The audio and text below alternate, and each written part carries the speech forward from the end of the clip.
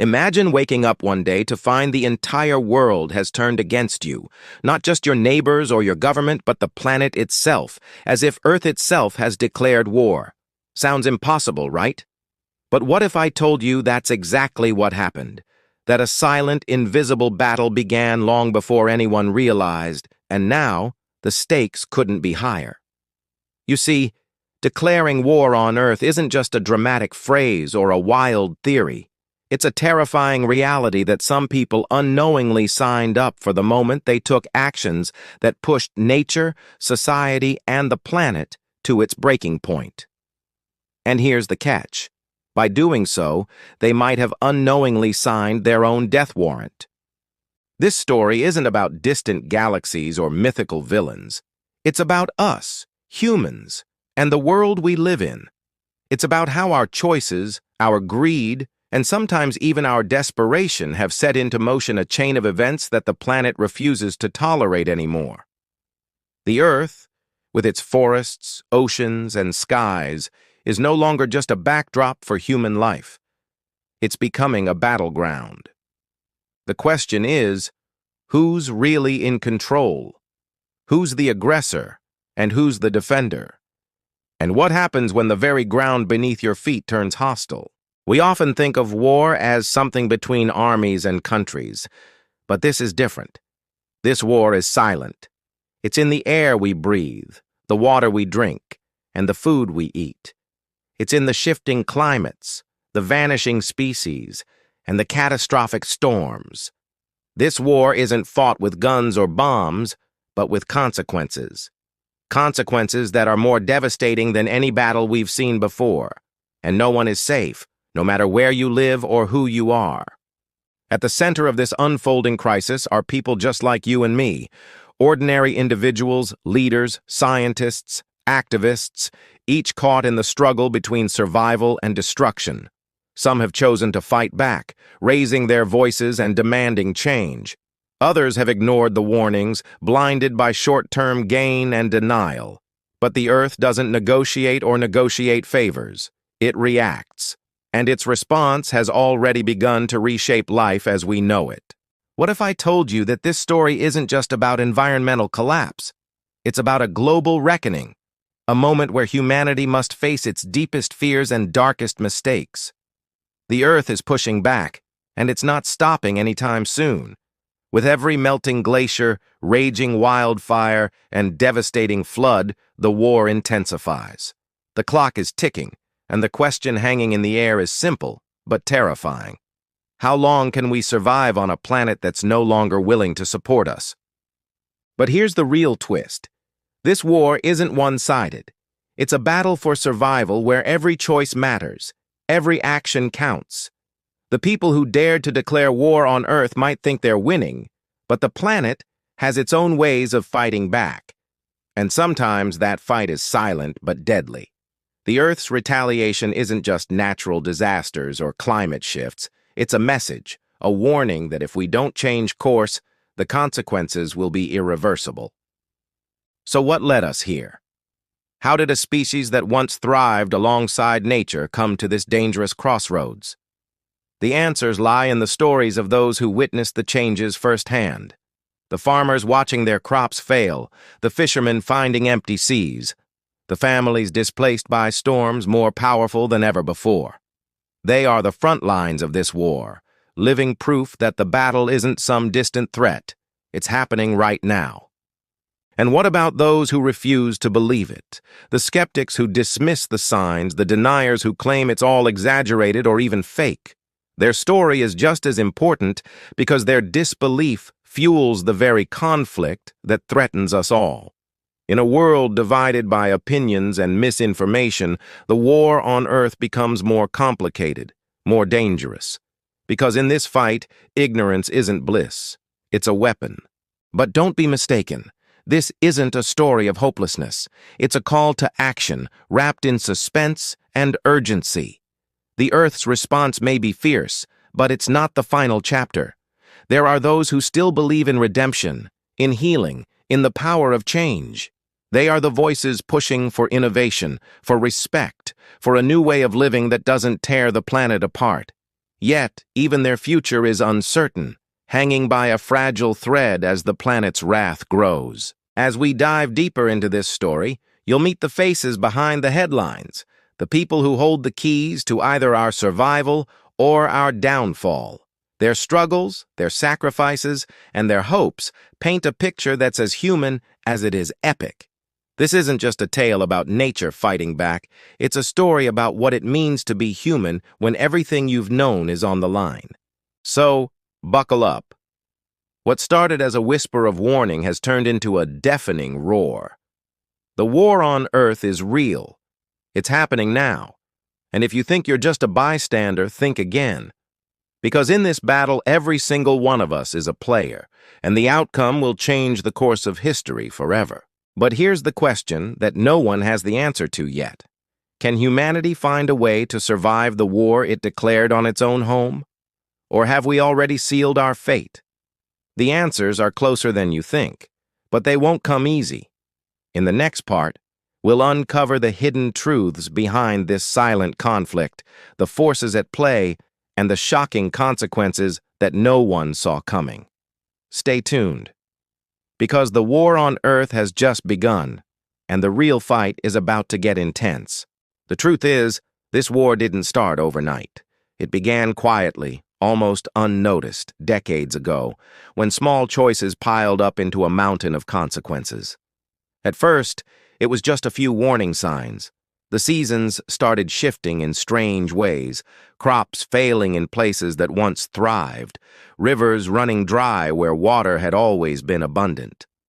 People shrugged it off, blaming bad luck or temporary changes. But the planet was already sending signals, a quiet alarm that something was deeply wrong.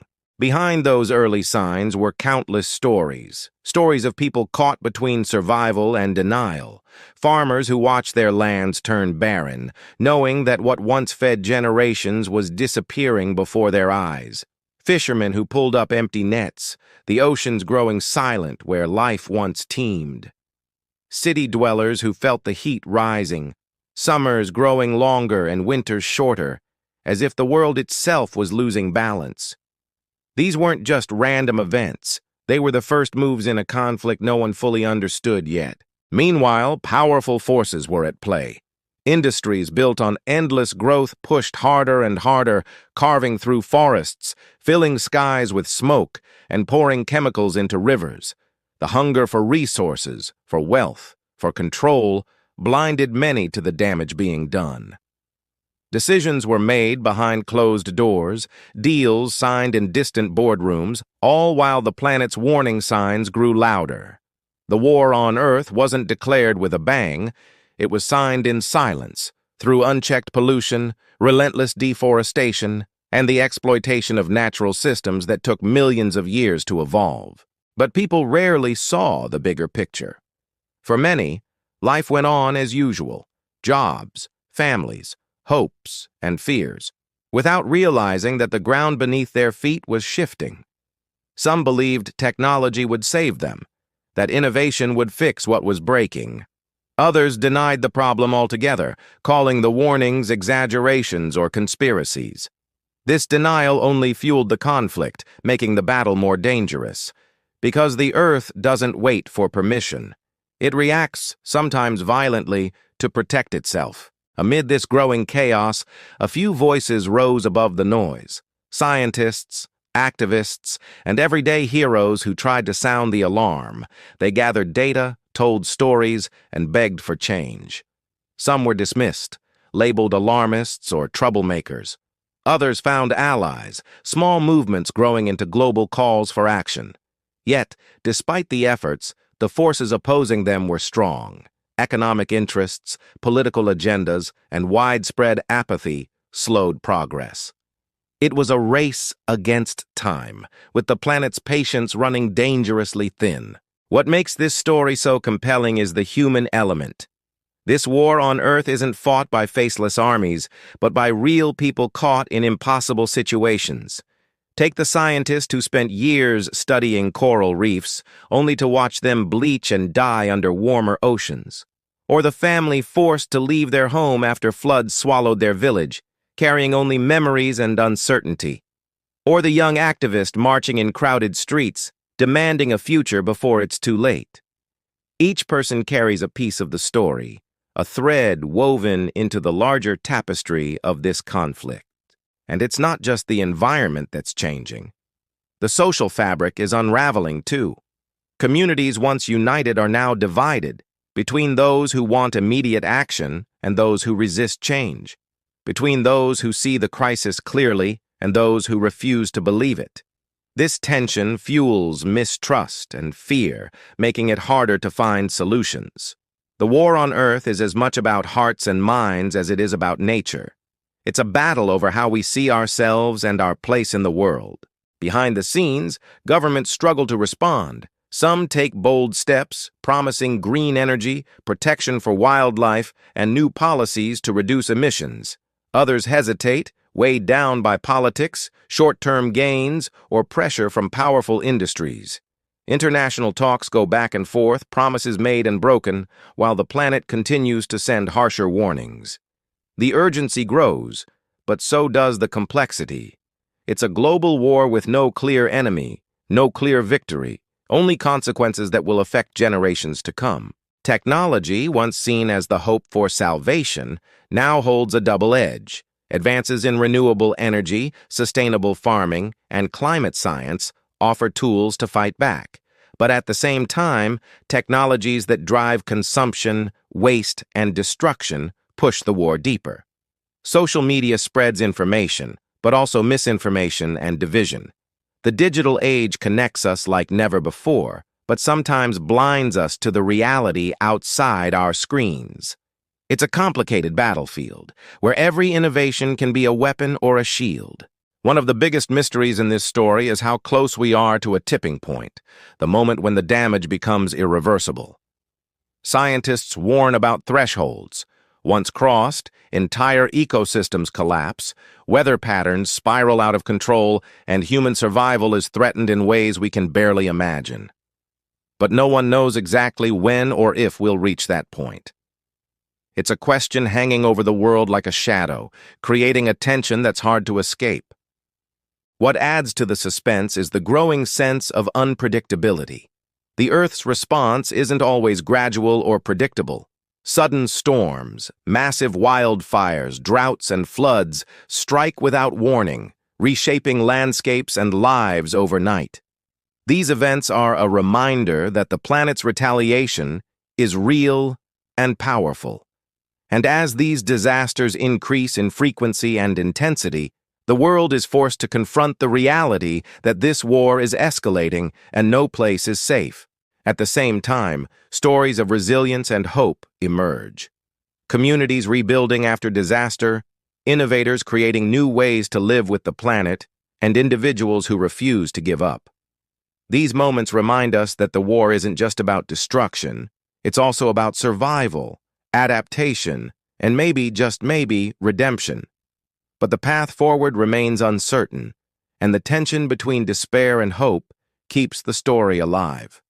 As the world watches and waits, the question remains, who will emerge from this war victorious?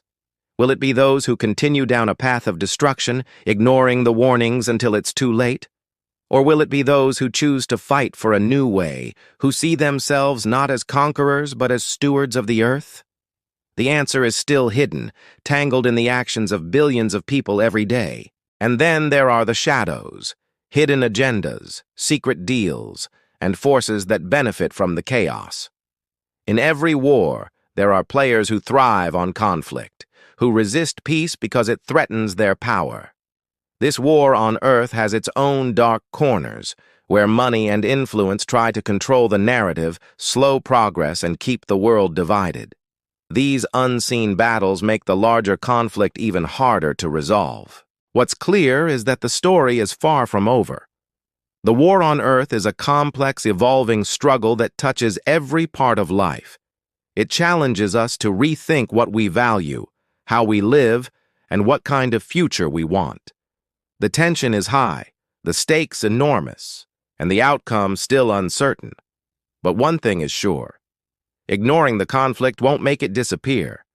The planet is fighting back, And we all have a role in this story, whether as part of the problem or part of the solution.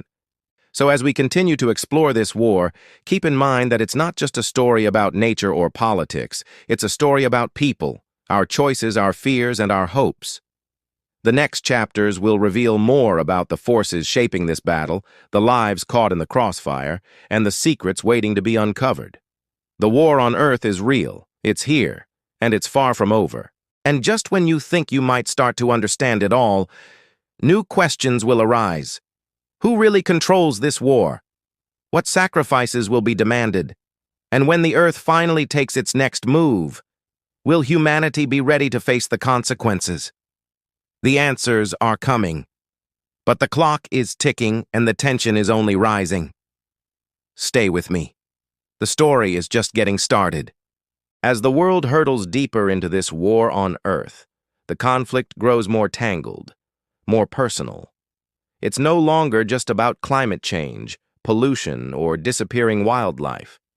It's about survival and how different people respond when survival itself feels uncertain. The planet's unrest forces communities to confront tough choices, and those choices ripple outward, shaping the future in ways no one can fully predict. One of the most intense flashpoints lies in the heart of cities, where millions live packed together, relying on fragile systems for food, water, and energy. Here, the war feels like an invisible enemy creeping into every corner. Power outages strike with increasing frequency, leaving neighborhoods in darkness. Water supplies grow strained, forcing rationing and fierce arguments over access. The air thickens with smog and dust, making every breath a reminder of the planet's struggle. In these places, the tension boils over, not just because of the environment, but because people's patience and trust are running out. Inside these urban battlegrounds, a subplot unfolds involving a group of neighbors who band together to protect their block from the rising chaos. They aren't soldiers or heroes, just everyday people who refuse to give up on their homes and each other. Some work long hours, trying to keep food on the table despite rising prices and shortages. Others spend nights researching ways to capture rainwater or grow small gardens in cramped spaces. Their fight is a quiet rebellion against the despair that threatens to consume their community. But even among these neighbors, divisions run deep. Some believe that change must come from the top, that governments and corporations hold the power to turn things around. Others are convinced that only grassroots action, local efforts, and personal responsibility can save them. These disagreements sometimes fracture their unity, as fear and frustration push old wounds to the surface. The conflict within the community mirrors the larger war outside, fractured, uncertain, and desperate for a solution. Meanwhile, far from the city, another struggle plays out in rural landscapes where nature still clings to life, but barely. Farmers and landowners face a harsh reality. The soil is dying, crops fail more often, and unpredictable weather makes planning impossible. These are people whose lives have been tied to the land for generations. To them, the war isn't abstract. It's a daily fight to keep food on the table and families safe. Yet many feel abandoned, caught between the demands of modern economies and the relentless changes of the planet. In some places, this desperation gives rise to unexpected alliances. Environmental scientists partner with farmers to develop sustainable techniques that could slow the damage. Local leaders push for policies that balance economic survival with ecological protection. But these efforts come with their own tensions. Resistance from those who see change as a threat, skepticism from communities battered by broken promises, and the looming question of whether it's already too late. Adding to the complexity is the rising political drama on the world stage. Countries, each facing their own battles, struggle to find common ground. Some nations prioritize immediate survival, tightening borders and resources, while others push for global cooperation and long-term solutions. This clash of priorities creates friction at international summits, where talks often end in stalemates or vague agreements.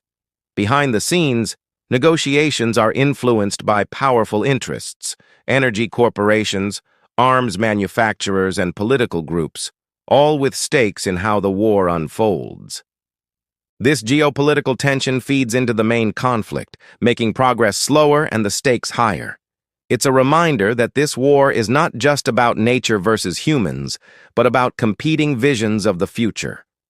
Who will lead? Who will sacrifice? And who will be left behind? These questions hang over every decision, every summit, and every act of defiance. Then there's the story of the scientists, those who study the planet's subtle signs and try to predict what's coming next. They live with a heavy burden, knowing their warnings are often ignored or dismissed. Their work is a race against time, piecing together data from melting glaciers, rising sea levels, and shrinking forests to understand when the tipping points might hit. They are the messengers, but their message is one many don't want to hear: a future filled with uncertainty, where ecosystems collapse and human civilization as we know it could unravel. Among these scientists is a growing debate about the use of radical technologies. Some advocate for geoengineering, massive interventions to cool the planet or remove carbon from the atmosphere. Others warn that these approaches could backfire, causing even greater harm or unintended consequences. This internal conflict reflects the larger uncertainty. When the planet is at war, do we risk everything on untested solutions, or do we accept the slow but steady path of change? The tension here is not just scientific, but moral, philosophical, and deeply personal. In the shadows of this conflict are those who exploit the chaos for their own gain. Illegal logging, mining, and poaching surge in areas where governance weakens. Black markets for rare resources thrive, feeding into global networks that profit from destruction. These shadow economies add fuel to the fire, making conservation efforts harder and more dangerous. Law enforcement struggles to keep up, often overwhelmed or underfunded, leaving vulnerable ecosystems and communities exposed. At the same time, grassroots movements grow louder. Young activists organize worldwide, demanding justice not just for the planet but for the people most affected by its destruction. Indigenous communities, often the first to feel the impacts, share ancient wisdom about living in harmony with nature and fight to protect their lands from exploitation. These voices bring hope and new perspectives, but also face threats and pushback. The war on Earth has many fronts, and for those standing up, the cost can be high. Within families, the conflict sparks deeply emotional struggles. Parents worry about the future their children will inherit. Young people wrestle with feelings of anger, fear, and helplessness. Conversations around the dinner table become battlegrounds of belief, where hopes clash with harsh realities. This generational divide adds another layer to the war, a fight not only for survival, but for meaning and legacy. The media plays a critical role, shaping how the conflict is seen and understood. Some outlets amplify the urgency, sharing stories of destruction and resilience. Others downplay the crisis, feeding skepticism or fear. Social media becomes a double-edged sword, connecting millions but also spreading misinformation and division. In this landscape, truth becomes a precious commodity, often lost in noise and agendas. All these threads, the urban struggles, rural challenges, political conflicts, scientific debates, shadow economies, activist movements, family dynamics, and media battles intertwine to create a complex web of tension. The war on Earth is no longer a simple story of nature versus humanity. It's a multifaceted crisis touching every corner of life. Every choice made, every alliance formed, every battle fought changes the course of this conflict. And as the planet continues to respond, through storms that tear cities apart, fires that consume ancient forests, droughts that parch farmlands, the pressure mounts. The question is not if the war will escalate, but how far it will go and what the cost will be. No one knows how this story will end. But one thing is clear. The war on Earth is the defining struggle of our time. It challenges everything we thought we knew about power, survival, and hope.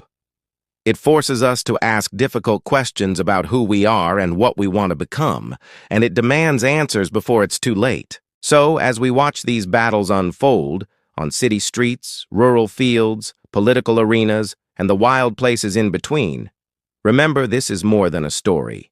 It's a call to face a conflict that involves all of us. The tension grows, the stakes rise, and the war wages on. The next move could change everything. Will we rise to meet the challenge, or will the planet's retaliation leave us to wonder what might have been? The answer lies ahead, but for now, the suspense remains. The tension that had been simmering for years was about to boil over. Every piece of the puzzle, the cities suffocating under thickening smog, the farms struggling against drought, the international talks at a deadlock, the scientists' dire warnings, was converging toward a breaking point. The war on Earth was no longer something distant or abstract. It was real, immediate, and ready to explode in ways that would leave no one untouched. In the heart of the city, where millions depended on fragile systems, the blackout came without warning. Power grids, strained beyond capacity from record-breaking heat waves, failed one after another. Darkness swallowed entire neighborhoods. In the silence, fear took hold. Without electricity, water pumps stalled, traffic lights died, and refrigerators went cold. Panic spread quickly, not just because of the loss of comfort, but because people realized how vulnerable they truly were. On one block, the group of neighbors who had been quietly preparing for months now faced their greatest test. They had built rainwater collectors, shared food supplies, and set up communication plans. But as the nights grew hotter and resources scarcer, tensions flared. Old arguments resurfaced, trust wavered, and the fragile sense of community was at risk of crumbling. It was a microcosm of the larger world's struggle. How to hold together when everything feels like it's falling apart. Meanwhile, miles away in the countryside, a severe drought had pushed farmers to the brink. Wells ran dry and crops withered in the relentless sun. Some farmers had tried new methods, dry farming, crop rotation, and soil regeneration, but the scale of the crisis was overwhelming. Entire regions faced food shortages, forcing desperate decisions. Some gave up their land, selling to corporations eager to buy cheap and expand industrial farming. Others held on, refusing to surrender to the slow collapse of their way of life. The political arena was no less volatile. World leaders, once hopeful about international agreements, now faced intense pressure from their populations.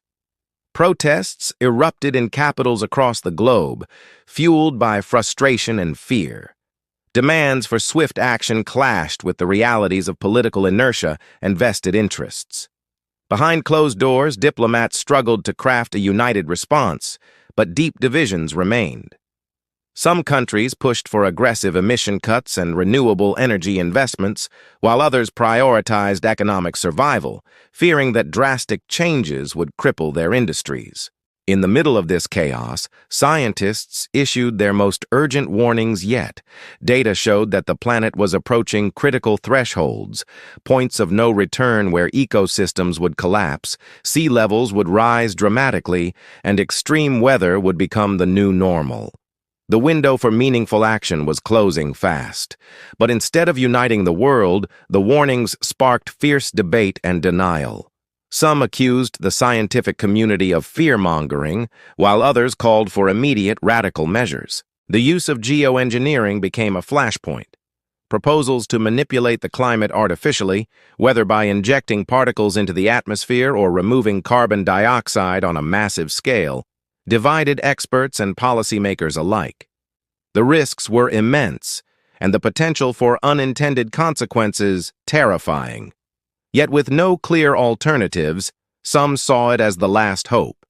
The decision to proceed or hold back hung in the balance, a gamble that could tip the war in favor of either survival or disaster. At the same time, the dark undercurrents of illegal exploitation surged. Remote forests were being cut faster than ever, precious minerals mined in fragile environments, and endangered animals poached for profit. Law enforcement agencies, overwhelmed and underfunded, struggled to respond. These shadow economies thrived in the chaos, fueling corruption and violence.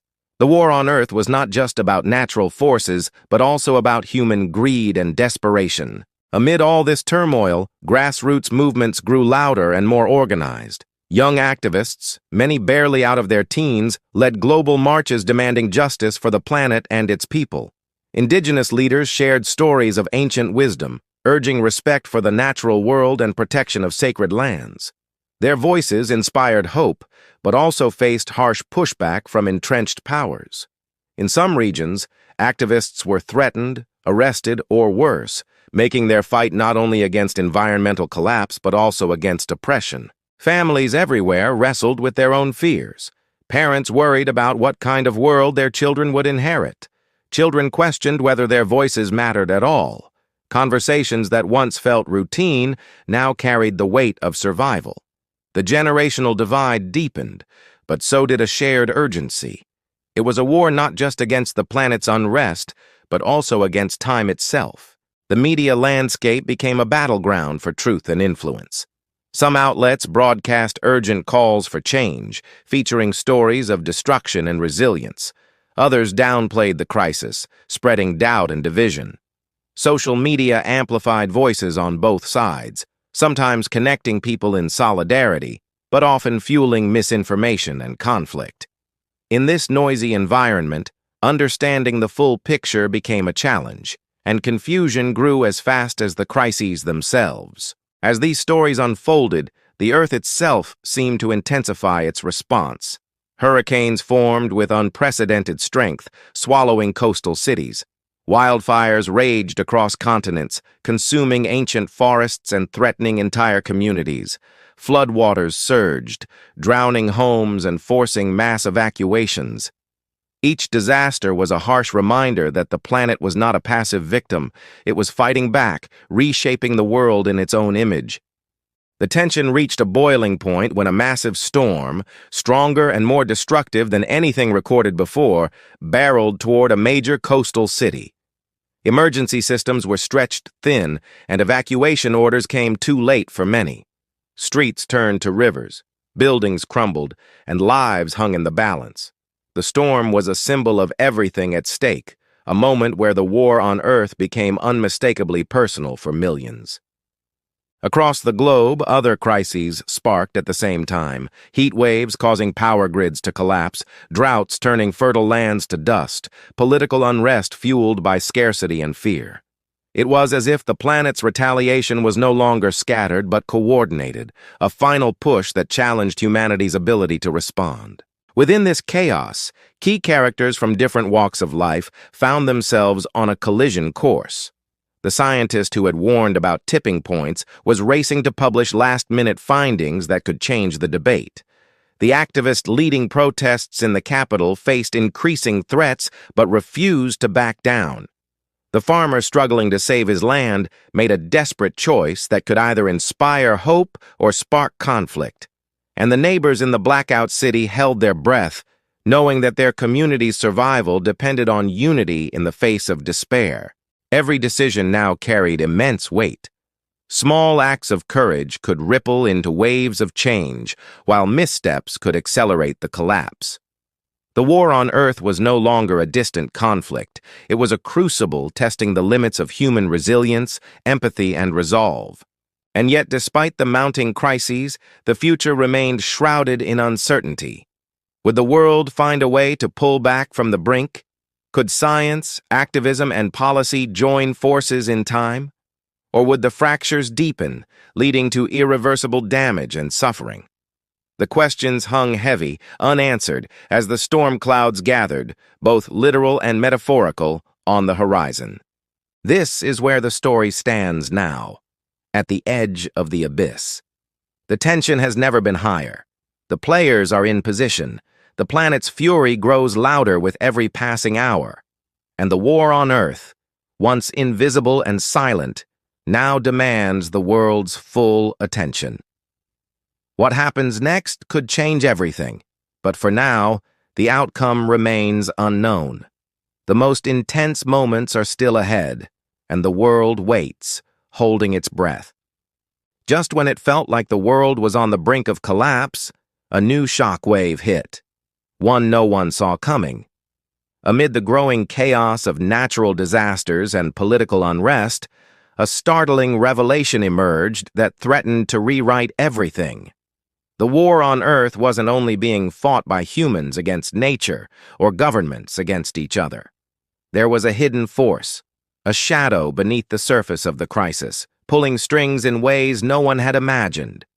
It began with a leak, confidential documents that slipped out from a high-level scientific agency. These files revealed that certain powerful groups had been experimenting with advanced climate manipulation technology far beyond public knowledge. What started as small-scale geoengineering tests had grown into something much bigger and much riskier.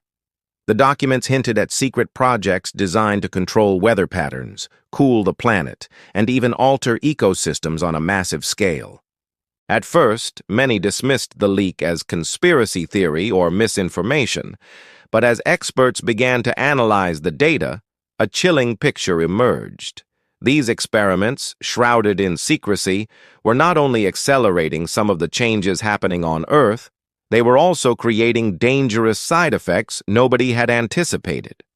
Localized storms of unprecedented strength, sudden temperature shifts, and disruptions in natural cycles were appearing near the testing sites. In other words, the war on Earth was no longer just a reaction to human impact. It was being escalated by human hands. This revelation sent shockwaves through governments, the scientific community, and the public. People who had already been on edge found themselves grappling with a new kind of fear, that the very technology meant to save the planet might instead be fueling its destruction. Questions exploded everywhere. Who was behind these projects? Why were they kept secret? And most terrifying of all, could these experiments spiral out of control, making the planet's response even more violent and unpredictable? The leak ignited fierce debate. Some argued that geoengineering, despite its risks, was the only hope left to prevent complete disaster. Others warned that tinkering with the planet's complex systems was playing with fire. Calls for transparency and accountability grew louder, but powerful interests worked quickly to suppress the story. Media outlets were pressured to tone down coverage, whistleblowers were silenced, and the truth became a dangerous commodity. Meanwhile, on the ground, the effects of these secret experiments began to show. In regions already suffering from drought and heat, unexpected floods swept through, catching communities off guard. Coastal cities battered by storms were hit with new, unpredictable weather patterns that made evacuation efforts nearly impossible. Farmers who had adapted to new conditions found their land suddenly facing strange freezes or scorching winds. It was as if the planet itself had become a battlefield for unseen forces, with innocent lives caught in the crossfire. This twist deepened the main conflict exponentially.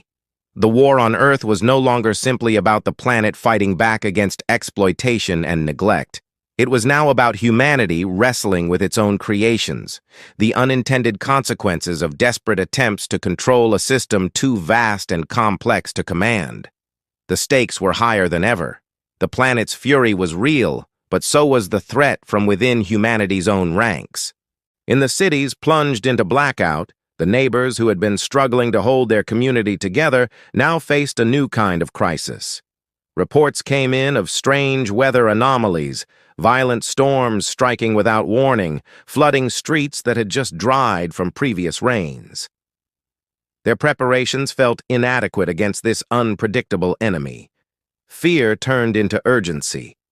They realized that survival wasn't just about conserving resources or banding together.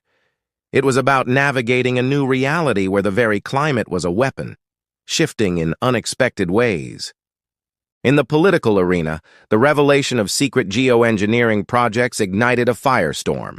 Diplomats demanded answers at international summits, but instead of cooperation, accusations flew. Some countries blamed others for reckless experiments, while others denied involvement altogether. Trust, already fragile, shattered further.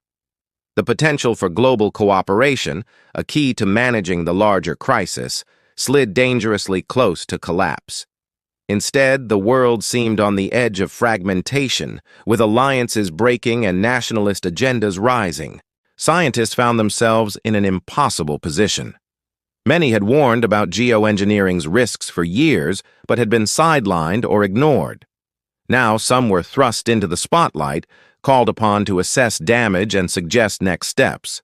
But the data was incomplete, and uncertainty reigned. They struggled to understand how these secret projects were interacting with natural systems, and whether it was even possible to stop or reverse the unintended effects. The pressure was immense, with the fate of the planet hanging in the balance. At the same time, grassroots movements and activists felt a mix of vindication and despair. The confirmation that hidden experiments were worsening the crisis reinforced their calls for radical change and transparency. Yet the new layer of complexity made their mission even harder. Fighting not only against pollution and exploitation but also against secret powers manipulating the planet, they faced overwhelming odds. Some groups began demanding not just environmental justice but full investigations and prosecutions of those responsible for these covert operations. The leak also triggered intense discussions about ethics and control.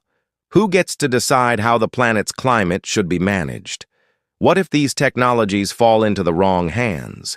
Could geoengineering be weaponized in a global power struggle? These questions echoed through governments, military circles, and civil society, adding another dimension to the war on Earth. A battle not just for survival, but for control over the future of the planet itself.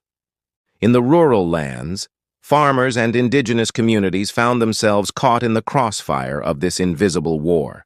Some regions experienced sudden shifts, once predictable weather patterns broken by erratic storms or frost.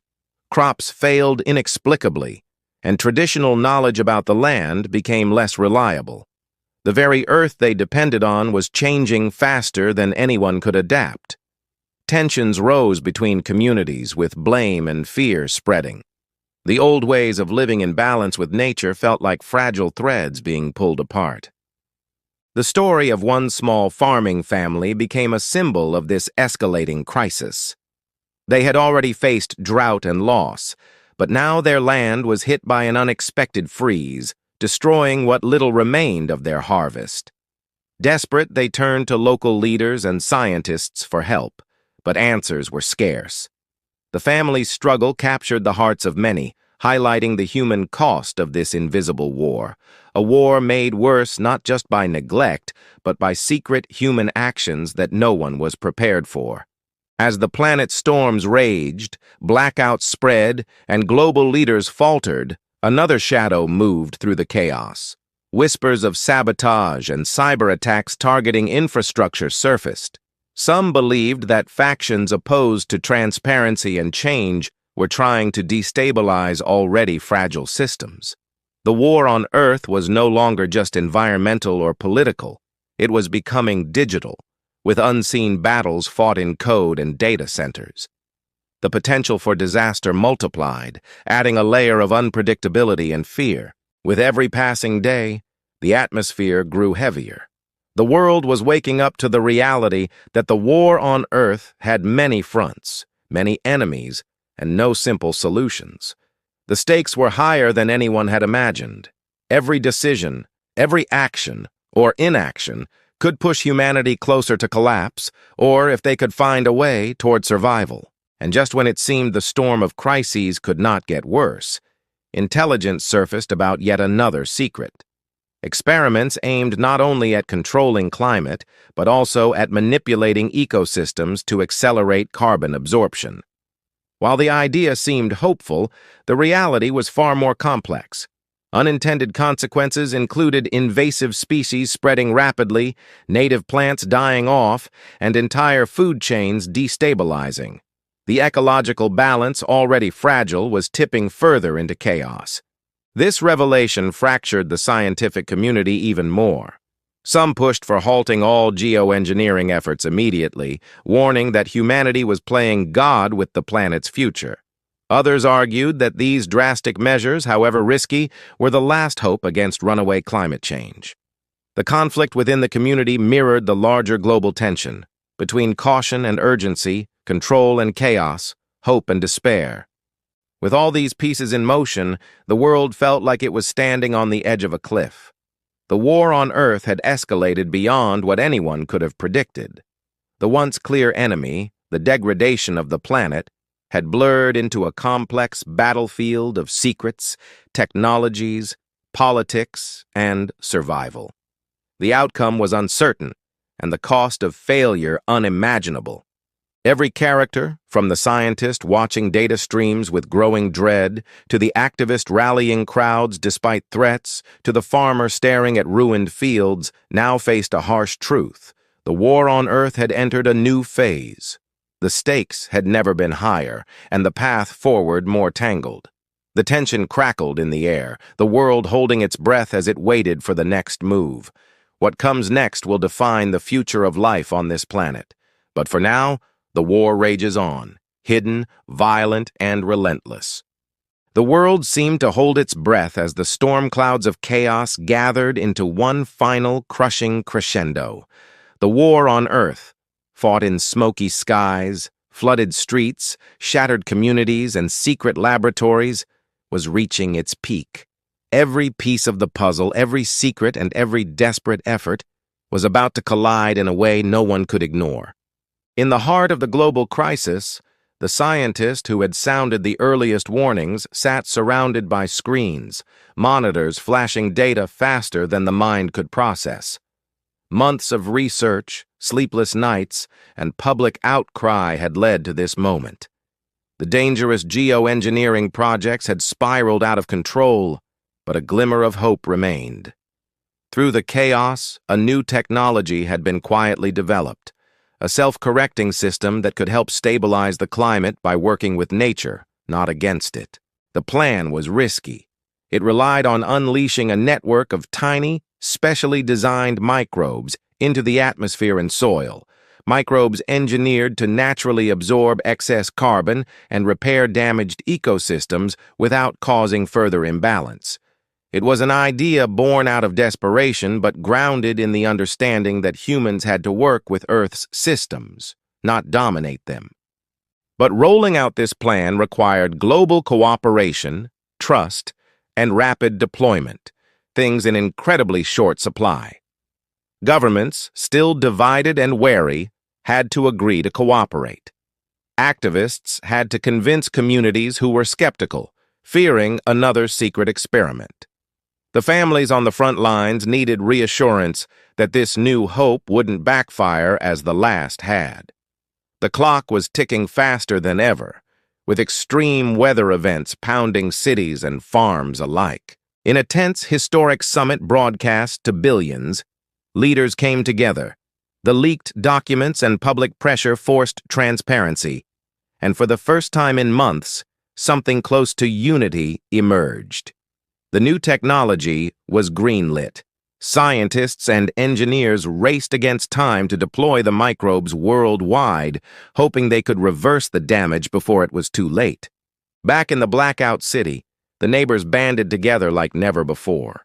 They shared resources, rebuilt broken systems, and sent out messages of hope. Their community, once fraying at the edges, became a symbol of resilience amid despair. The unexpected storms that had battered their streets began to ease as the microbes started their work. Nature's balance, so fragile and wounded, showed the first signs of healing. Farmers in the drought-stricken countryside witnessed their lands slowly regain life. Dry soils absorbed moisture, crops began to recover, and old growth patterns reappeared. The family who had lost so much found a reason to hope again. Their fight was no longer a desperate struggle for survival, but a chance to rebuild and thrive. But even as hope bloomed, shadows lingered. The secret forces behind the earlier geoengineering projects didn't disappear quietly.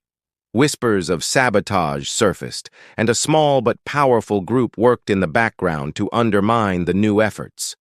Their motivations were unclear: power, profit, fear of change. but their actions threatened to unravel everything. The digital battleground heated up. Cyber attacks targeted the systems controlling the microbe deployment, trying to halt progress. Communities faced renewed disruptions, and trust wavered. The war on Earth was not yet over. In the midst of this turmoil, the activists who had led massive protests found themselves face to face with a hidden enemy. The group behind the sabotage revealed itself, not just a faction of corporate greed, but a coalition of rogue scientists and military operatives convinced that human intervention in nature was doomed to fail. They believed the only path to survival was to let Earth reset itself through destruction, no matter the human cost. This revelation hit the movement like a thunderbolt. It forced a painful reckoning. Was hope misplaced? Could humanity control what it had unleashed? The activists' resolve was tested to its limits, but instead of giving in to despair, they rallied people with one final message. Survival demanded courage, unity, and unwavering faith in the power to change. The climactic confrontation came swiftly. A coordinated cyber attack threatened to shut down the microbe deployment at the moment it was most critical. Systems flickered, alarms blared, and chaos threatened to return. Scientists scrambled to contain the damage, while activists worked to expose the rogue group's plans to the public. In the darkest hour, a surprising alliance formed. Farmers, neighbors, scientists, and activists combined their knowledge and strength to counter the threat. The digital war was fought hand in hand with grassroots action. Communities protected their own systems, sharing resources and information. The power of unity, tested in every corner of the planet, shone through the crisis. Slowly but surely, the tide turned. The microbe deployment stabilized, the rogue group's plans were exposed and stopped, and the planet began to respond. Carbon levels started to drop. Weather patterns grew calmer. The healing that had seemed impossible only weeks before began to take root. But just when relief seemed within reach, the final twist arrived, one no one had foreseen. Scientists monitoring the microbes discovered a new development. The tiny organisms meant to heal were evolving rapidly, responding to environmental conditions in unpredictable ways. Instead of just absorbing carbon, they were beginning to influence other elements of the ecosystem, soil chemistry, plant growth, even atmospheric processes, in ways that could either accelerate recovery or trigger new imbalances. The realization struck hard. The war on Earth was not a simple battle of humans versus nature or technology versus chaos. It was a dynamic, living conflict where every action had ripple effects, and control was an illusion. Humanity had won a critical battle, but the planet's future remained uncertain. The story ended on this powerful note of both triumph and caution. The damage had been slowed, communities had come together, and hope was alive. Yet the unexpected evolution of the microbes reminded everyone that Earth was a complex, ever-changing system, one that demanded respect, humility, and vigilance. The war on Earth was far from over, but now it was a war fought with a deeper understanding, a new alliance between humans and the natural world, and a recognition that survival depended not on domination, but on partnership. As the final scenes faded, the world held its breath once again, not in fear, but in watchful hope. The battle lines were drawn not in anger or despair, but in the commitment to a future where humanity and Earth could thrive together, even as the next challenge awaited just beyond the horizon. As the dust settled on the most intense chapter of this war on Earth, a fragile sense of calm began to spread across the planet. The once fractured and chaotic world was slowly finding its footing again, but the journey had left deep marks on the land, the people, and their collective spirit. What had started as a battle between humanity and a planet pushed to its limits had transformed into something far more complex, a story about connection, resilience, and the choices that would define the future. Communities that had faced devastation now focused on rebuilding, but not in the same way as before. The old ways of living, reckless and disconnected from nature, had proven unsustainable. Instead, new practices emerged, ways of working alongside the Earth's systems rather than trying to control them. Farmers who had once relied solely on technology learned to blend science with traditional knowledge, listening to the land's rhythms. Cities invested in green infrastructure, renewable energy, and local food systems, recognizing that their survival depended on the health of the planet as much as their own efforts. The families who had lost so much found strength not only in recovery, but in community. Neighbors who had once been strangers became pillars of support.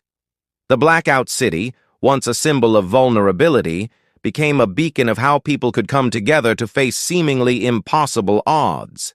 Stories of shared sacrifice, courage, and hope spread far and wide, inspiring others to believe that change was possible. The scientists, too, had learned valuable lessons. The rapid evolution of the microbes reminded them that technology alone could never be the answer. It had to be guided by humility, respect for natural complexity, and a willingness to adapt.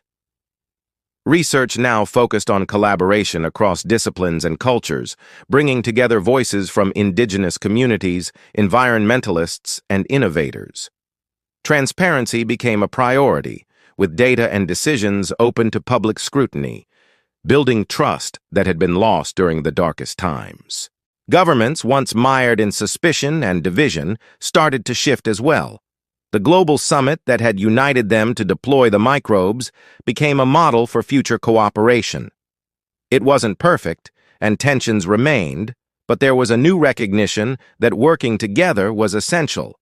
Climate change, environmental protection, and sustainability were no longer distant policy points, but urgent, shared priorities. This shift in perspective was a hard-won victory, one born from crisis but carrying the promise of a different future. The activists who had pushed tirelessly for change felt a mixture of relief and cautious optimism. Their voices, once drowned out or ignored, had been heard. They knew the fight was far from over, but the moment marked a turning point. The movement grew stronger, fueled not just by anger or fear, but by a clear vision of what was possible when people united for the planet.